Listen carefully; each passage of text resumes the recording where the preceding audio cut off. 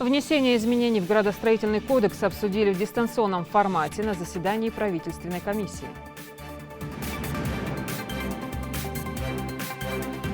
Вы людям не даете работать, потому что вы требования не выполняете.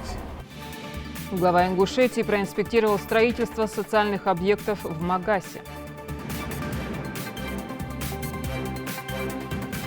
Надо, чтобы эти земли передавались тем успешным, и пусть к успешному ГУП у него будет эта земля, и будем помогать, кто будет работать. Реорганизация государственных унитарных предприятий. Как будет проходить эта работа?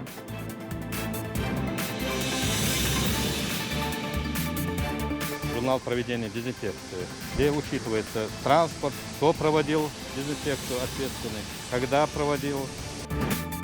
Расскажем, как проводят санитарную обработку регионального автотранспорта в условиях эпидситуации.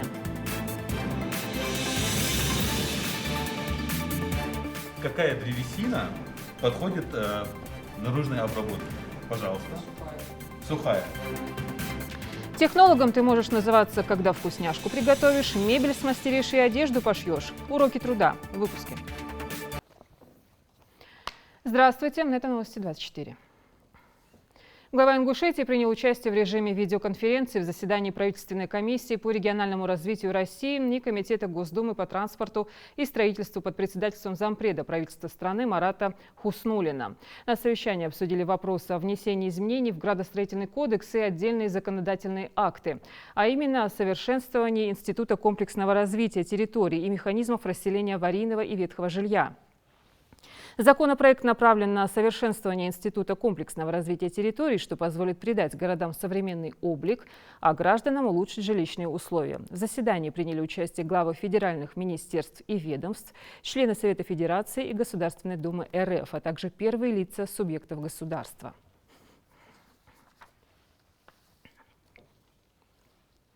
Махмуд Али Калиматов проинспектировал строительство социальных объектов в прибрежно-парковой зоне Магаса.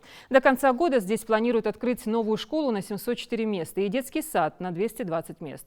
Объекты возводят в рамках госпрограммы. Укладываются ли строители в сроки и какие замечания озвучил глава подрядчика? Узнаем из сюжета.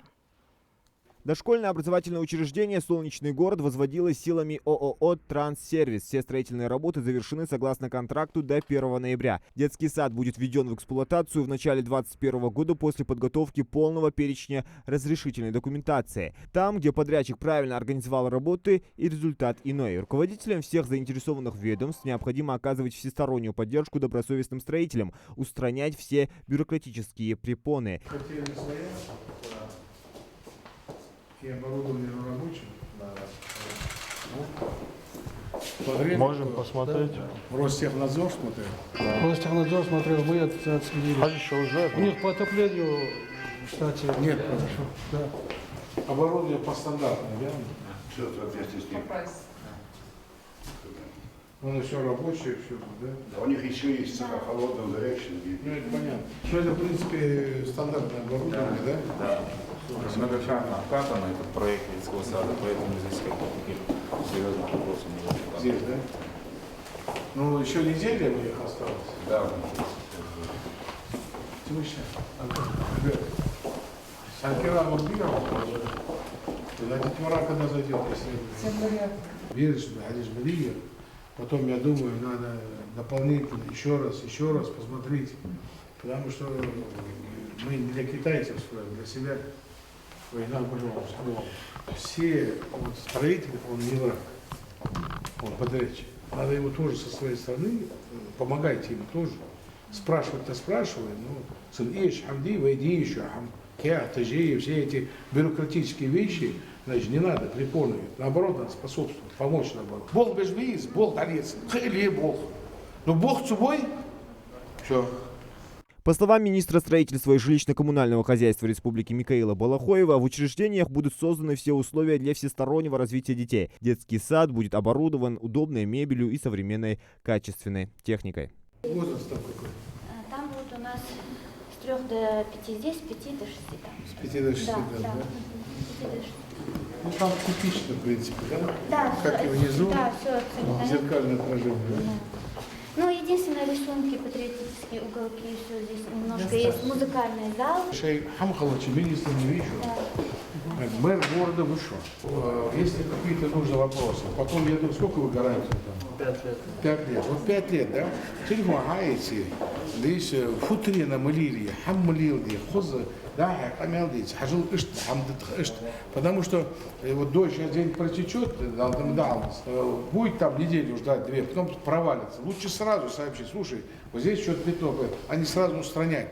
Следующим объектом инспекции главы стала школа на 704 места. По предварительной оценке у подрядчиков организации ООО «Инктрейд» существует риск не уложиться в сроки, предусмотренные контрактом. Во время общения руководитель строительной компании Али Тумгоев заверил главу региона, что отставание будет ликвидировано и до конца года строительство будет завершено. Проектом школы предусматривается наличие больших актового и спортивного залов, специальных классов для занятий трудом с раздельным обучением для девочек и мальчиков, библиотеки и профильных аудитории. Какой у вас срок стоит? В прошлом году? Нет, в прошлом году до конца у него на 2 этапа было разбито. Да. В этом году 4 месяца. Официальный срок. 25 декабря. Вы людям не даете работать, потому что вы требования не выполняете, законодательство. Потом говорите, нахбат. У вас есть вопросы? Смотрите. Да, мы осуществляем контроль. Работа идет с отставанием от графика. В последнее время мы увеличили темп работы, количество людей тоже выросло, но недостаточно. Поэтому риск очень серьезный. Очень серьезный срок.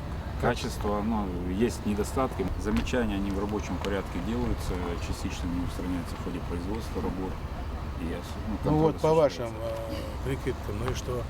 Он сдаст этот 25? Для того, чтобы его реально сдать, нужно работать 2 полные смены, количество Вторую смену не менее 150 человек. 150? Да, 2 смены полные, да. Как специалист. Он говорит, надо 200 и 2 смены. У тебя же есть здесь 200 и не будет. А сейчас будут, да, сегодня 5 число. Будет. Будет, я алчи, вот... Каждый раз у нас дома поставим, даже мы решаем вопрос. Амялыш Мухнуцевый. И давай вот что, каждые 3 дня мне по этому объекту сводку, под каждые 3 дня пусть тебе докладывают бумажно, и пусть выезжает кто-нибудь специалист, смотрит, что сделано. Потом, если здесь 2-я смена, значит, если у него возможность, большая школа, очень ответственная, ее надо сюда благородить. 24 числа будет сдана школа? В декабре, да? Да. Далее мы постараемся, сколько ближе мы постараемся. Махмуд Али Калиматов призвал собравшихся ответственно относиться к своим обязанностям и предупредил, что за несоблюдение договорных обязательств к подрядчику будут применены санкции. Он также поручил ускорить процесс благоустройства прилегающей территории, параллельно заниматься вопросами приобретения оборудования для оснащения корпусов. Зелимхан Калоев, Хусейн Гагиев, Юсупханиев, Рахман Цуров. Новости 24. Михаил Мишустин подписал распоряжение, согласно которому Ингушетии предстоит заключить соглашение с Минфином России о мерах по восстановлению платежеспособности. Государственный долг республики составляет 2 миллиарда 26 миллионов 200 тысяч рублей и сложился из бюджетных кредитов, предоставленных из федерального бюджета в 2015-2017 годах. В текущем году проведена очередная реструктуризация указанной задолженности, предусматривающая продление срока погашения бюджетных кредитов до 2029 года. Вместе с тем у республики имеется просроченная кредиторская задолженность по бюджетным обязательствам, сложившаяся за период с 2016 по 2019 годы. По состоянию на 1 октября этого года она составила 2,5 миллиарда рублей. По обращению главы Ингушетии и по поручению министра финансов России федеральное казначейство проверило и подтвердило указанную задолженность. В настоящее время решается вопрос оказания республике дополнительной финансовой помощи на ее погашение. Мы каждый год заключаем с Минфином договор о том, что если наша республика в течение отчетного года, а именно за 2019 год, у нас долгов больше 10%, то мы обязаны заключать такое соглашение и утверждать план, который позволяет уменьшать расходы и выходить из этой ситуации в течение 5 лет. Значит, вот я бы хотел сказать, первое соглашение было подписано 30 декабря 2018 года, второй план был подписан 24 октября 2018 года, и последний план был подписан 31.12.2019 года. Это те казначейские проверки, которые показывают истинную картину. Вы знаете, что у нас по итогам 2019 года 4,7 миллиарда было кредиторской задолженности, которая образовалась 10 лет подряд. У нас был государственный долг 2,5 миллиарда. Мы его в этом году закрыли на 500 миллионов, он сегодня 2 миллиарда. Все. Этот государственный долг, мало того, он у нас реструктуризирован до 2029 года. Он разбит по годам. Что сделало хорошее государство? Эти долги мы имеем право использовать на строительство наших сооружений, таких как очистные, коллекторы, то есть сети. И в год у нас получается там всего 5 миллионов, мы платим из этого госдолга. За 10 лет мы спокойно рассчитаемся, это не та ситуация. Ну и самое радостное, наверное, то, что у нас закончилась проверка казначейства. И нам казначейство подтвердило вот той кредиторке 2 миллиарда 600 миллионов, которые мы сейчас до конца года должны получить и раздать нашим, тем, кому были выполнены работы, но не оплачены. Мы уже уменьшили этот госдолг в 2 раза в этом году, с 10 миллиардов до 5. Приведение в порядок одних только выплат по льготам, когда перевели на пластик, вы знаете. Поэтому никакой трагедии нет, и мы очень резко уменьшаем наш долг. По информации регионального Минфина, за этот год укреплена финансово-хозяйственная дисциплина, наведен порядок в части социальных льготных выплат, что позволило сэкономить колоссальные средства. В ведомстве заявляют, что говорить об ухудшении финансовой ситуации неправильно. Республика не банкрот. Это некорректная интерпретация ситуации, идет перелицовка понятий. Напротив, по данным Минфина, ведется активная и эффективная работа по ее стабилизации. И это в период борьбы с коронавирусной инфекцией. Шарип Османович, в СМИ и различных социальных сетях обсуждаются слухи о введении в отношении Республики Ингушетия внешнего управления, то есть якобы Минфин будет ликвидироваться, и республика объявлена банкротом. Хотелось бы получить от вас разъяснение, как от компетентного органа, насколько данная информация соответствует действительности и каковы последствия для республики в случае принятия этих мер. Во-первых, такое понятие, как внешнее управление, бюджетным законодательством не предусмотрено. Есть ограничительные меры, они предусмотрены бюджетным законодательством, и они применяются в отношении определенных субъектов Российской Федерации. К примеру, вот такая мера, вы как знаете, значительное число регионов является получателями дотаций из федерального бюджета. И в отношении их Минфин заключает с ними соответствующее соглашение. То есть принимаются какие-то ограничительные меры. В отношении нашей республики, естественно, тоже получатель дотации из федерального бюджета, причем в значительных объемах. И мы тоже заключили аналогичное соглашение с Минфином России и ряд ограничений. Какие ограничения? Во-первых, я скажу, что мы относимся к региону, у которого доля дотации из федерального бюджета превышает 40% от собственных доходов. Вот это послужило, значит, то, что к нам принимаются определенные меры. Значит, какие санкции? Санкции их нельзя назвать, но это ограничительные меры. То есть, во-первых, мы передаем функции по кассовому обслуживанию исполнения бюджета с открытием и ведением лицевых счетов получателей бюджетных средств территориальному органу федерального казначейства. Что это означает? Если учреждение или организация намеревается произвести неправомерные расходы, то Федеральное управление федерального казначейства финансирование таких расходов приостанавливает. Вторая мера. Введено понятие перечень основных первоочередных расходов. В перечень основных первоочередных расходов включены заработная плата, различные выплаты населению, в том числе льготную категорию, и страховые взносы. В случае, если у организации имеется задолженность по заработной плате или по тем социальным выплатам, которые я сказал, опять же, федеральное казначейство приостанавливает финансирование иных расходов до тех пор, пока они не погасят задолженность именно по первоочередным расходам. Вот под такими ограничениями мы уже живем с 2019 года. Соответствующее соглашение было заключено бывшим руководителем республики еще в начале 2019 года. То есть с 1 июня мы находимся под этими ограничениями. Теперь касаемо вашего вопроса, это вторая мера, она предусмотрена тоже бюджетным законодательством и применяется к тем регионам, у которых непомерно высокие долги. Что значит непомерно высокие долги? Долги – это кредиты и кредиторская задолженность по социальным по обязательствам бюджета. В нашей республике, естественно, тоже попало в число этих регионов, и к ним применяются те же меры, санкционные или ограничения, те же меры, которые я сейчас выше указал. То есть они уже к нам приняты. Плюс добавок к этим мерам мы должны разработать план на 5 лет с погашением этой задолженности, и мы должны 15% от собственных доходов, значит, направить на ее погашение. Вот такие условия. В принципе, такие условия мы соблюдаем, мы под этими ограничениями уже находимся 1,5 года. Касаемо, значит, долгов. Долги, как я сказал, это кредиты, а кредиты – это те кредиты, которые получила республика, привлекла республика в 2015 по 2017 годы, 2 миллиарда рублей, и остались непогашенными. Ну, в результате разных причин, в том числе и дефицита бюджета. Значит, и мы брали бюджетный кредит в этом году 1,3 миллиарда рублей, которые успешно через пару дней мы возвратим в федеральный бюджет. То есть остается вот те 2 миллиарда, которые по тем 2 миллиардам, значит, по поручению правительства и обращению главы республики Махмуда Али Макшариповича подписано соглашение с Минфином России, и эта задолженность реструктуризирована с погашением до 2029 года. То есть говорить, что она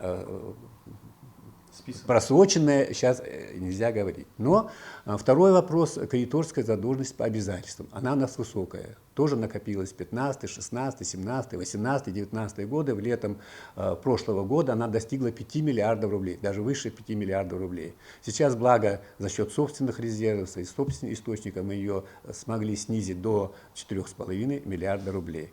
Вот эта задолженность, значит, по этой задолженности, опять-таки по обращению главы республики в правительство Российской Федерации, приезжала комиссия федерального казначейства с вопросом подтверждать, не подтверждать данную задолженность. Данная задолженность подтверждена, просроченные кредиторы 2,5 миллиарда подтвердили, и сейчас буквально в ближайшие дни будет принято решение о оказании помощи республике в ее погашению. В случае, если ее окажет, а мы надеемся на это, значит, получим эту помощь, погашим, и республика сразу же выходит из этого перечня регионов, которые как бы являются неплатежеспособными. В настоящее время бюджет республики находится в штатном режиме, никаких домыслов, что переходит в внешнее управление, не соответствует действительности. Все производим, особенно в текущем году, все социальные выплаты, и зарплаты, и пенсии, и пособия, и льготные компенсации, все осуществляется в штатном режиме, в полном объеме и своевременно, подчеркиваю, в текущем году. И, надеюсь, будет это продолжено. Так что оснований для беспокойства населения пока нету. В Ингушетии готовится к реорганизации унитарных предприятий, которые находятся в ведении государства. До 2025 года почти все ГУПы и МУПы должны быть ликвидированы и преобразованы в другие формы. Предстоящую работу обсудили на совещании у главы региона.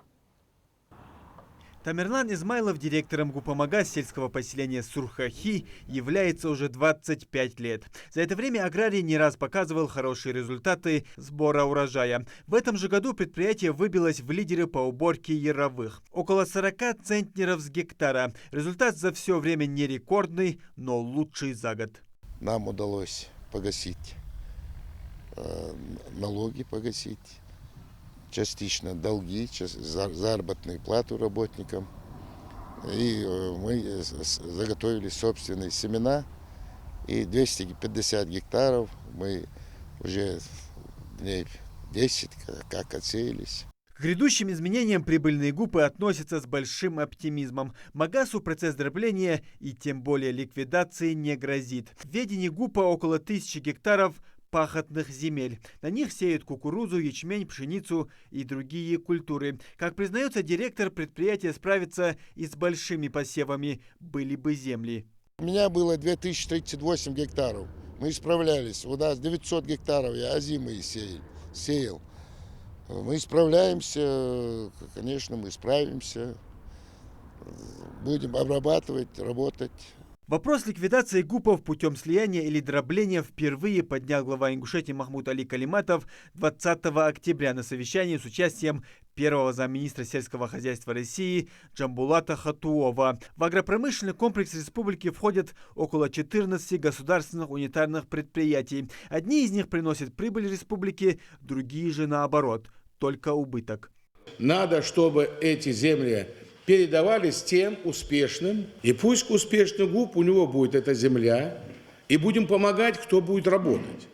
А кто не будет работать, значит, это наше право, вот Минимущество, Минсельхоз, берите учредители и определяйте с этими горе-директорами. Семена дали, удобрения дали, а выступает по телевизору и говорит, я много потратил на удобрения и на семена.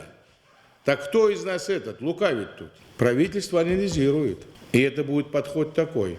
По окончанию, когда я увижу эти цифры, мы уже будем по-другому говорить. У нас много сел, у нас очень много населенных пунктов, где нам развивать надо.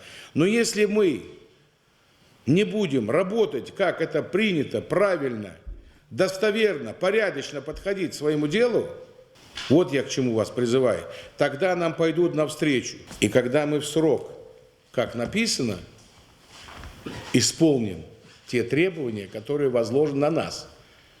Ведь дают деньги, говорят, пожалуйста, чтобы нам шли навстречу, мы должны идти в одну сторону с Министерством сельского хозяйства. В одну сторону. Тогда у нас будет порядок.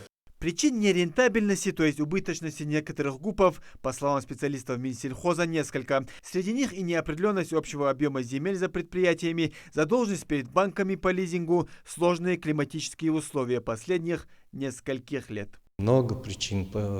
Почему убыточные? Потому что не хватает средств, в основном не хватает. Приходится пользоваться заемными средствами.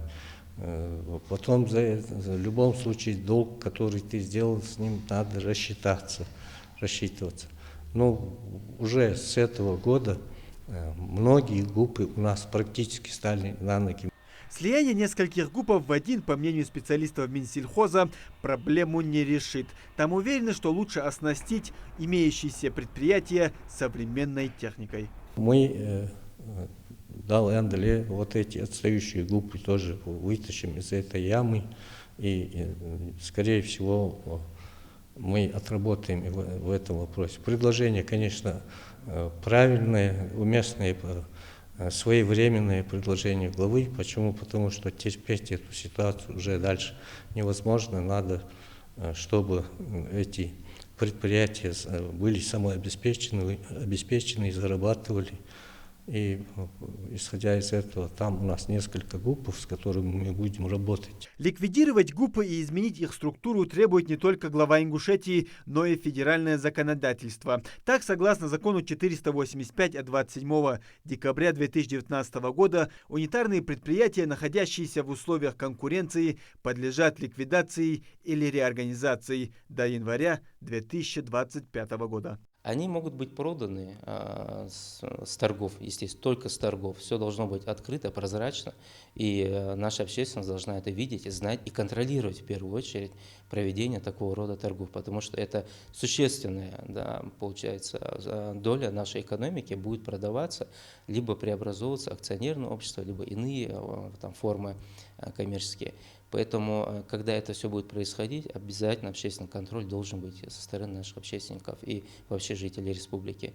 И любое заинтересованное лицо должно быть, для них это все должно быть доступно. Они должны быть допущены к данным торгам, если они заинтересованы. Какой будет форма и структура преобразованных ГУПов, пока неизвестно. Этим займется правительство республики. На данный момент рассматриваются несколько вариантов. Основной – это создание из предприятий акционерных обществ. Большая часть акций или контрольных пакетов будет в руках государства.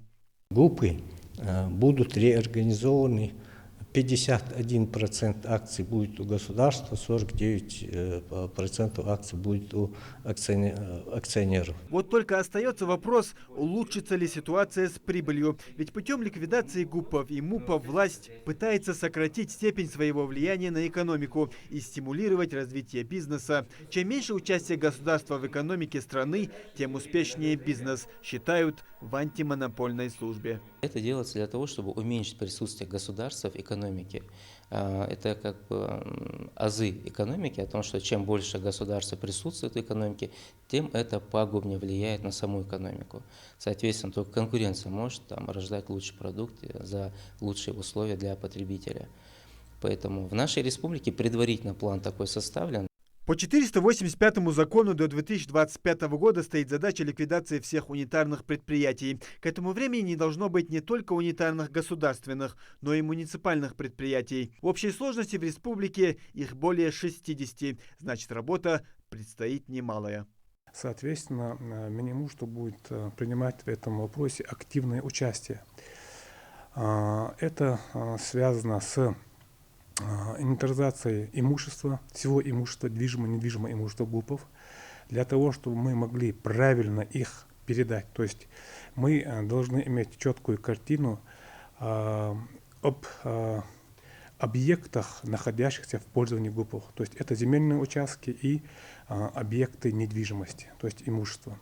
Так или иначе, к 2025 году большая часть МУПов и ГУПов превратятся в открытые и закрытые акционерные общества. Они потеряют часть господдержки и будут вынуждены работать в соответствии с требованиями рыночной экономики и под более тщательным контролем. Тем самым должен решиться вопрос их рентабельности. Муслим Ганиев, Ахмед Гандаров, Новости 24. МВД по Ингушетии на постоянной основе реализуется комплекс организационно-практических мероприятий, направленных на повышение уровня транспортной дисциплины, а также совершенствование деятельности подразделений дорожно-патрульной службы госавтоинспекции. В связи с реконструкцией участка федеральной автодороги «Кавказ» принято решение о ликвидации стационарных постов ДПС «Волга-15», расположенного на 564-м километре ФАТ «Кавказ», и «Волга-14», расположенного на 7-м километре автодороги Назрань-Малгобек. Данная практика соответствует позиции МВД России по сокращению числа стационарных постов и повышению ответственности подразделений госавтоинспекции. С учетом этого, вместо указанных постов планируется обеспечить выставление мобильных экипажей ГИБДД, силами которых будет обеспечиваться контроль за дорожным движением на вышеуказанных участках автодорог. И снова свадьбы, и снова злоупотребление оружием и халатным отношением к окружающим. И все это на фоне куража и безнаказанности. А между тем есть реальные жертвы и не менее реальные меры наказания за неподобающее поведение в обществе. Диана Дударова с подробностями.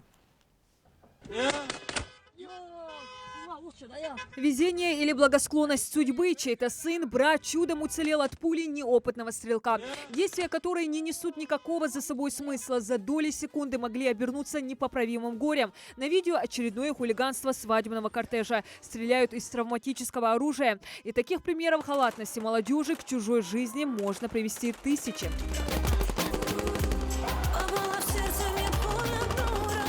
Правда, не всегда истории бесцельной стрельбы заканчиваются хэппи-эндом. Так, на одной из свадеб в Малгобеке несколько лет назад огнестрельное ранение в голову получил 5-летний ребенок. Мало того, что это хулиганство не имеет ничего общего с традициями, так еще и угрожает безопасности окружающих. Старейшины Ингушетии регулярно призывают прекратить этот беспредел. Уважайте старших. Не делайте это, не стреляйте лишний раз и в воздух. И даже если это не боевое оружие, не надо пугать людей. В достоверном хадисе от Ибн Дауда сказано: не дозволено человеку пугать других. Когда в мечети пророк увидел одного человека, который шел с оголенными стрелами, пророк его подозвал и сказал ему: возьми их за наконечники, чтобы исключить риск кого-то поцарапать. Однако души некоторых безответственных эти призывы не цепляют, а старейшинам не удается за всем уследить. Правда, ускользнуть от правосудия будет сложно. Российским законодательством строго прописаны все правила применения оружия. Граждане Российской Федерации могут применять имеющиеся у них на законных основаниях оружие только для защиты жизни, здоровья и собственности в состоянии необходимой обороны или крайней необходимости. При этом применение оружия в состоянии необходимой обороны не должно применять вред третьим лицам. Лицам, владеющим на законном основании оружием и имеющим право на его ношение, запрещается ношение оружия в состоянии опьянения. При этом закон запрещает иметь при себе оружие во время участия в собраниях, митингах, демонстрациях, шествиях, религиозных обрядах и церемониях, культурно-развлекательных и спортивных и иных мероприятиях. Исключение только для тех, кто находится там по долгу службы. Граждане, неправомерно использующие оружие, в том числе в населенных пунктах, могут быть привлечены к административной ответственности по статье 20 прим. 13 Кодекса Российской Федерации об административных правонарушениях, который предусматривает за это нарушение штраф в размере от 40 до 50 тысяч рублей с конфискацией оружия, либо лишением права на приобретение и хранение оружия на срок от 1,5 до 3 лет с конфискацией оружия. К административной ответственности привлекаются и лица в состоянии алкогольного и наркотического опьянения, совершившие такие же действия. Для них полагается штраф в размере от 50 до 100 тысяч рублей с конфискацией оружия, либо лишение права на приобретение и хранение на 3 года. Министерством внутренних дел разработан и успешно реализуется комплекс профилактических мер, направленных на пресечение указанных негативных проявлений. За прошедший период года сотрудниками полиции в отношении граждан, выразивших свои эмоции стрельбой из охолощенного оружия при движении свадебных кортежей, задокументировано 17 административных правонарушений, предусмотренных статьей 20.13 Кодекса об административных правонарушениях Российской Федерации. На правонарушителей наложены штрафные санкции в размере от 40 до 50 тысяч рублей. Оружие, из которого осуществлялась бесцельная стрельба, изъято безвозвратно. Также органы прокуратуры напоминают, незаконное приобретение, продажа, передача, хранение, перевозка или ношение гражданского огнестрельного гладкоствольного оружия тоже влечет наложение административного штрафа на граждан в соответствии с частью 6 статьи 20.8 КоАП РФ. С начала года за такое правонарушение в регионе к ответственности привлечены 39 лиц.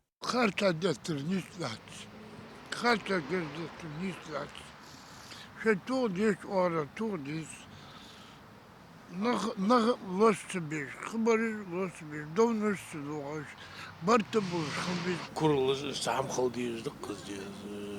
Sama diyor, gerdi dadan habalı sega diyor. Yepet bad zimar, hani yazıyor sayılç. Mençki xarsa qitihu. Sakir velihu. Ayvaz maşina sigdet çıkan diyor. Аварийш холдио, кирвали, дёхтаси, хатаси. Хата багажет жогердиш, чог хата холуш. Кегинах соусихы бы хата бы болдыраш, салыш. Сосиш дигидарыз болдыраш. Хата дас. К стрельбе на свадьбах я отношусь абсолютно отрицательно, потому что по-другому к этому отнестись и невозможно. Мы знаем немало случаев, когда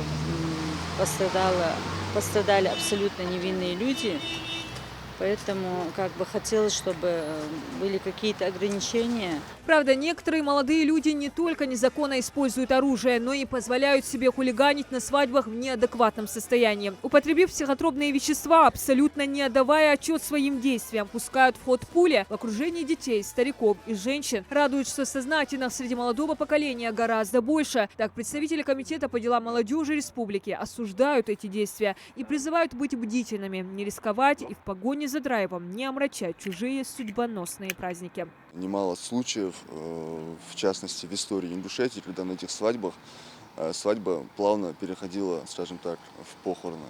То есть несчастные случаи, вытекающие именно из этой стрельбы, не всегда безопасные, не всегда обдуманные. В общем, мы, в принципе, с молодежью, совместно с молодежными советами нашей республики на всех наших встречах, каких-то там семинарах всегда эту тему поднимаем, обсуждаем и говорим, что для стрельбы есть определенное место и время. То есть большое скопление людей, движущая машина – это не самое безопасное место для того, чтобы стрелять, потому что пули дура, из оружия вытекают, как правило, всегда самые неприятные моменты. Многие безответственные стрелки не осознают, нарушая общественный порядок, выражая явное неуважение к людям. Их могут привлечь не только к административной ответственности, но и к уголовной. 213 статья УК РФ «Хулиганство» предусматривает наказание в виде штрафа в размере от 300 до 500 тысяч рублей. Либо обязательными работами на срок до 480 часов, исправительными работами от 1 года до 2 лет, либо принудительными на срок до 5 лет или лишением свободы на срок до 5 лет. Стрельбу во время сопровождения свадебного кортежа многие молодые люди объясняют обычаем, который строился веками. Древнюю традицию все трактуют по-разному. То ли оберегом от сглаза, или таким образом сообщали, что невесту забрали. И то это были один или несколько выстрелов. Ну а сейчас, как мы наблюдаем, этот ритуал давно превратился в элемент веселья и куража. Стражи правопорядка призывают жителей региона, а особенно молодежь, вести себя достойно и не совершать деяний, которые могут повлечь за собой тяжкие последствия. И к тому же принести горе в чужие и собственные дома. Диана Дударова, Асхаб Белакиев, Новости 24. Добраться до пункта назначения целым и невредимым. Меры безопасности в транспорте взяты под усиленный контроль. Связано это, конечно, с эпидситуацией. Здоровье граждан в приоритете. И хорошо было бы, если бы это понимали и сами граждане. Маски нужны не проверяющим или водителю, они просто необходимы пассажирам в замкнутом пространстве. Дана Плиева расскажет об этом. Очередной рейс Назрань-Сунжа, но теперь пандемия диктует новые правила. Перед отправкой транспорта тщательная дезинфекция внутри салона. Ручки, сиденья, поручни. Сабела Нальгиева старается не пропустить ни один участок. Часто дуешь, что обрабатывать?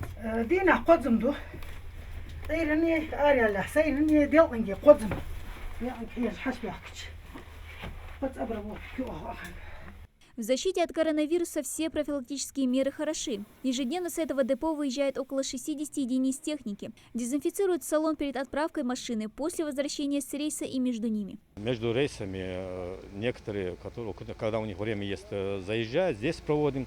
А у которых времени нет, мы специально выдали им специальные баллончики, они на месте проводят дезинфекцию, обрабатывают внутренний салон автобуса. Протирают там скамейки, поручни. Обработка начинается рано. Самый первый автобус выезжает отсюда в 5 утра. Последний из Магаса заезжает в половине 9 вечера. Ежедневно все данные заносятся в журнал. С первого дня, как мы начали вести эту работу, в обязательном порядке ведется журнал. Журнал проведения дезинфекции, где учитывается транспорт, кто проводил дезинфекцию ответственный, когда проводил. Вход без масок в общественный транспорт запрещен. Предупреждающие надписи должны быть в салоне каждого автобуса.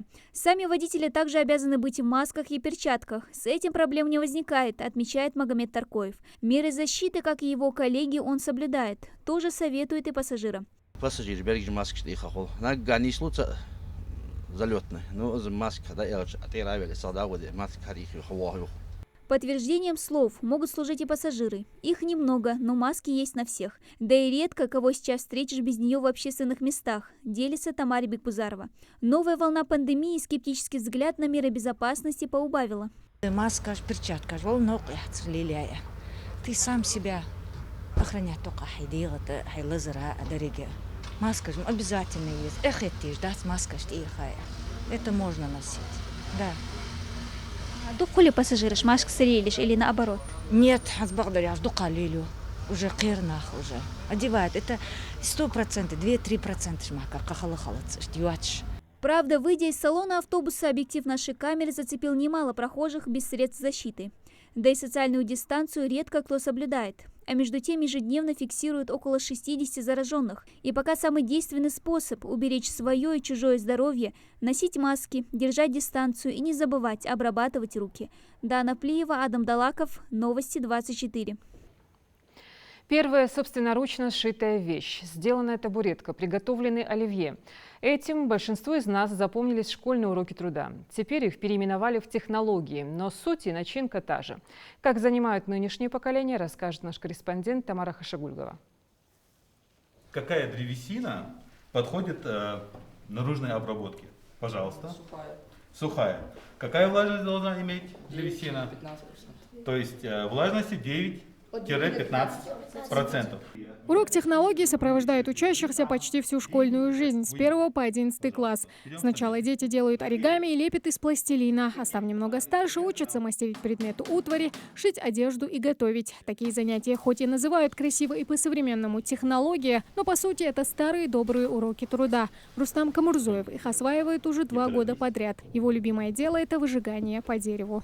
Нам понадобится бумага, копирка и вот выжигатель дерева. Во-первых, мы должны взять бумагу и копирку и сделать так, чтобы они держались прочно, чтобы рисунок он был хорошо виден, и главное ничего не пропускать.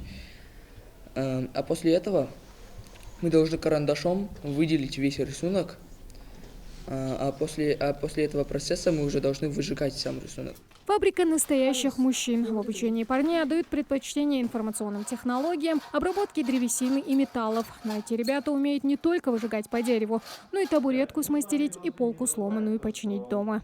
Мы сделали полку для гардеробных в младших классах. Мы делали скворечники. Мы делали очень много всего. Дома я очень много помогала родителям, когда что-то ломалось. Это все очень полезно. У нас вот учатся дети. Вырезать различные фигуры, правильно вырезать, экономно израсходовать материал, включать какие-то свои соображения, скажем так, мечту свою там или какой-то свой рисунок. Ну, все в этом роде. В первую очередь владеть инструментами. Для чего? Для того, чтобы в быту как бы ему все это пригодилось. И будучи в таком возрасте, мальчики, они уже осознавали, что в дальнейший путь все это им пригодится.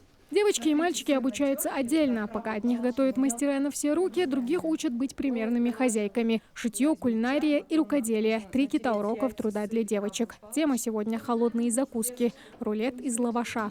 Буквально несколько ингредиентов. Это 100 грамм твердого сыра натертого, буквально 7-8 крабовых палочек на 2 рулета и небольшая пиалка майонеза. Готовим абсолютно разные блюда, то есть не только выпечку, но и также десерты, кондитерские изделия и горячие блюда, напитки. В общем, это все в любом случае понадобится. Кому что ближе, как говорится, одни находят себя в кулинарии, другие, как, например, Камила Евлоева, в шитье. Задания на уроке актуальные – защитные маски. Впрочем, Камила может управиться и с задачей посложнее. Она за станком с малых лет. Мама научила. Мечтает стать дизайнером-модельером. Мы взяли ткань, выкроили ее на 20 сантиметров. А затем я сделала бантную складку и затем прошиваю швейной машинкой. После этого я просовываю резинку и получается защитная маска. Независимо от учебной программы, такие занятия адаптируют школьников к реальной жизни. Впрочем, уроки технологии не про то, что ребята будут делать дома, а кем они станут в будущем, уверены в Центре образования. На базе нашего центра в соответствии со статьей 15 Закона об образовании в Российской Федерации дети имеют возможность получить рабочие профессии в рамках сетевого взаимодействия с колледжем сервиса и быта. Такие рабочие профессии, как повар-кулинар и портной. От простых табуреток и швейных машинок к современным технологиям. Уроки труда за время существования успели эволюционировать. К примеру, здесь же, в Центре образования, у ребят есть возможность создать мобильные приложения, роботов начального уровня или научиться 3D-моделированию. Юные ученые отстаивают честь школы на различных региональных и всероссийских соревнованиях. И на достигнутом останавливаться не спешат. Тамара Хшагульгова, Майрбек Миржоев, Новости 24. Следите за новостями на канале Ингушетия и до встречи в